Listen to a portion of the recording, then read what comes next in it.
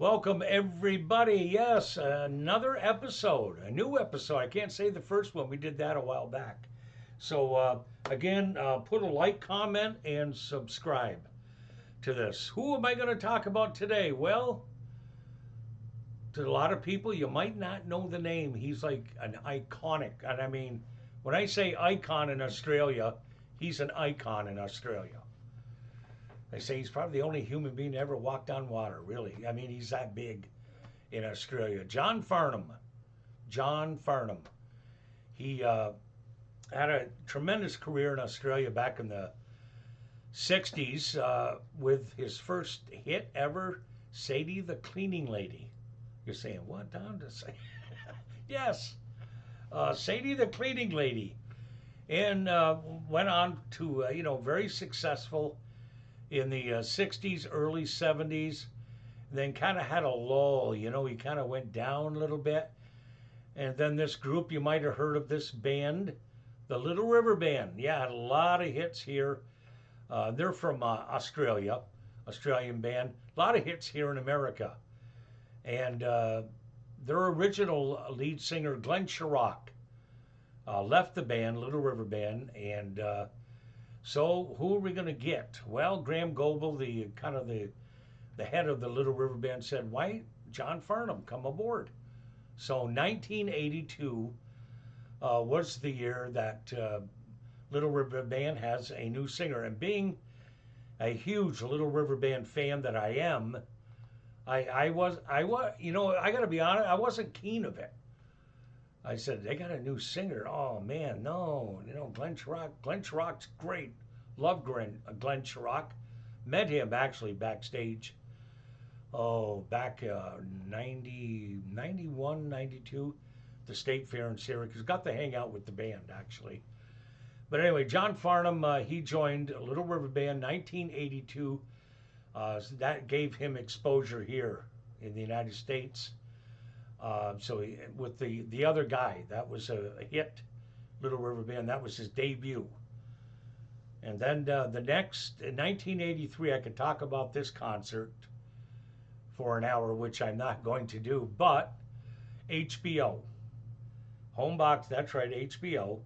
I'm looking at the TV guide back then, that's what they called it, Little River Band Live, 1983. Okay. And they played it for several weeks in the summer of 83.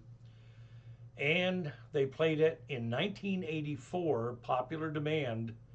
Then again, 1985. If you've never seen this concert, the concert actually was like 2 hours and 20 minutes, but HBO, editing, it's edited down to an hour, but it is absolutely amazing.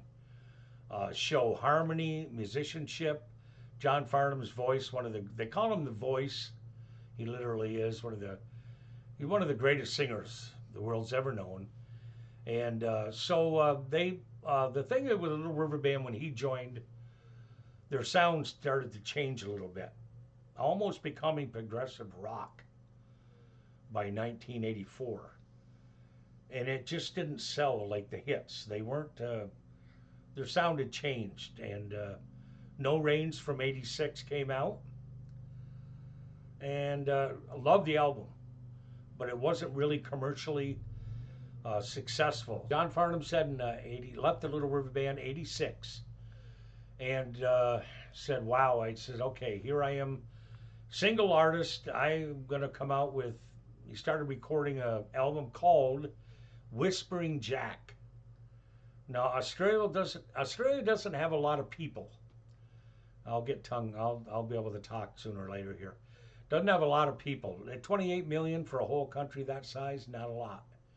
And back then, in this album, say 1987, probably less than that. And he recorded it. I think, I'm not going to mention the price, a lot of money to record this particular album. And everything's on the line with John Farnham. He said, this has got to go. We've sunk our life into this, savings, everything depends on this one album. That's pressure, ladies and gentlemen. Lots of pressure. So that's what happened. And it came out and it sold right off the bat, it started selling with You're the Voice. It's an international anthem. It's kind of the anthem of Australia. Because what's the Coldplay? That's the band that John Farnham did that song with in Australia. And Coldplay introduced John Farnham to sing the Australian national anthem. It might as well be. Huge song. And that took John Farnham just, I think, I think so far it has sold 1.7 million records. You know, that's still a lot for even selling in the U.S. And then when he toured, it was he just toured Australia. That's the only country he toured. And it was like number 6 or 7 of the grossing, the most money of any tour in the world by any band, or any singer. So, yeah, John Farnham, an absolute, his voice, I go back to the Little River Band on HBO. And I did mail a couple of, back in the day, people, when I was on, there was no Facebook back then. I don't know how it happened, but I did mail some copies of that because I did record that on a remember Betamax? Yeah, it was on the last time in '85. That's when I recorded it, and I still have that. I have that on DVD. Fantastic concert. If you ever want to sit down, make sure you crank it. This one of the most beautiful songs starts out the concert with "Please Don't Ask Me." It's a ballad with the Melbourne Symphony Orchestra. On YouTube, you can find Little River Band rehearsing that song, getting ready for the HBO concert. Absolutely, I got chills just thinking about it.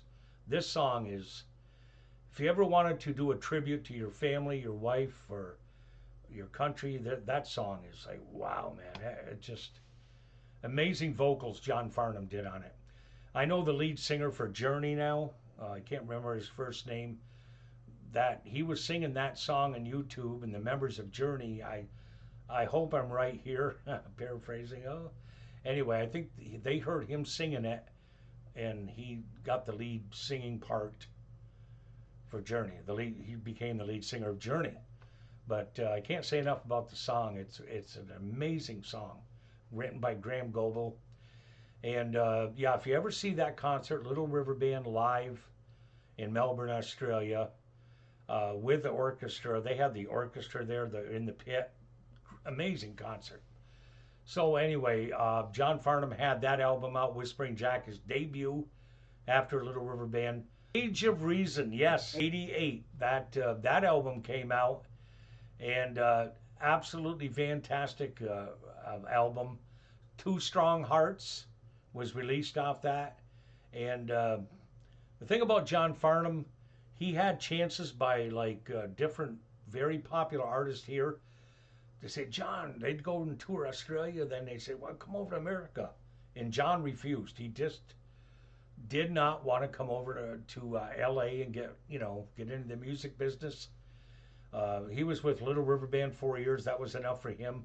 Loves Australia. He's an Australian right to the core, John Farnham. So, yeah, Age of Reason. And the next question is favorite slice from Whispering Jack album. I'm going to say a song that wasn't released, I don't believe, as a single. Touch of Paradise, ballad. Touch of Paradise. And You're the Voice, of course. Great song, but I've heard it like 1,000 million times. Now, Pressure Down, another great tune.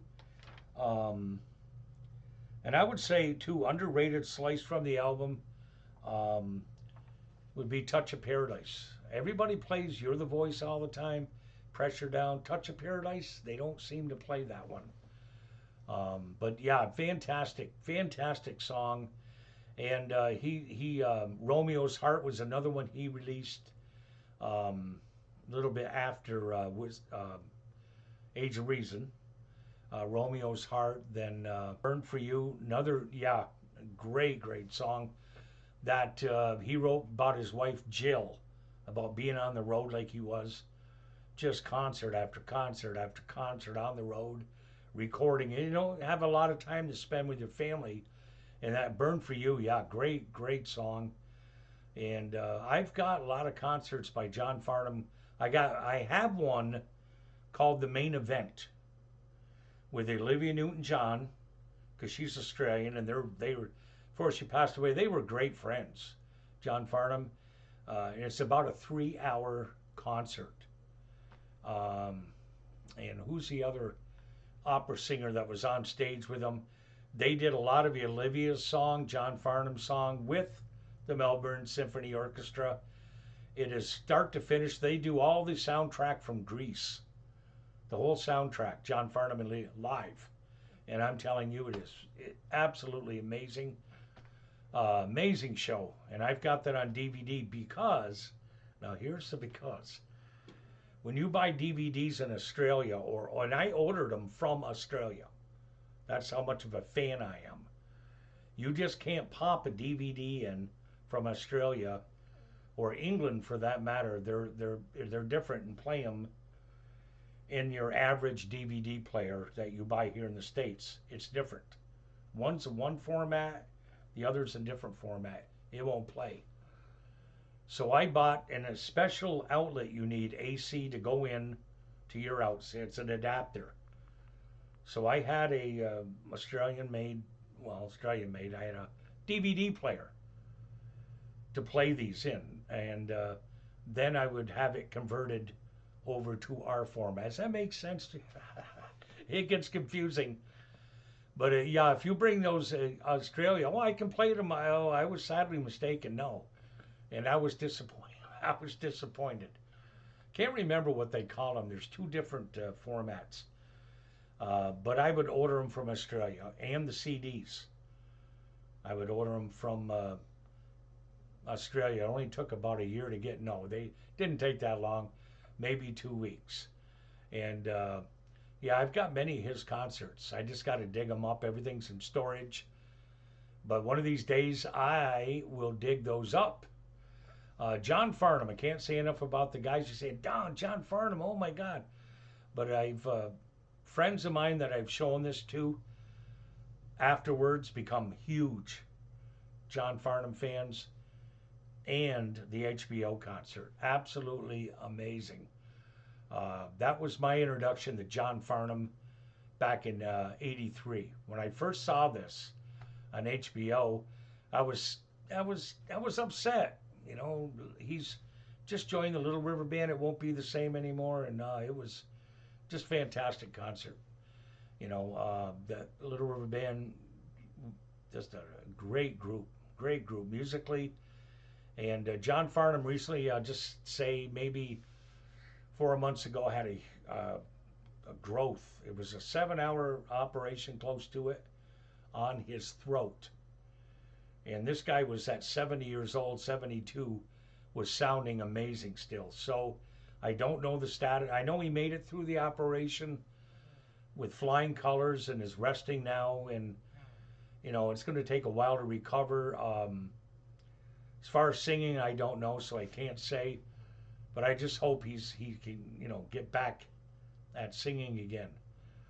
You know, that was that growth. It was a very serious operation.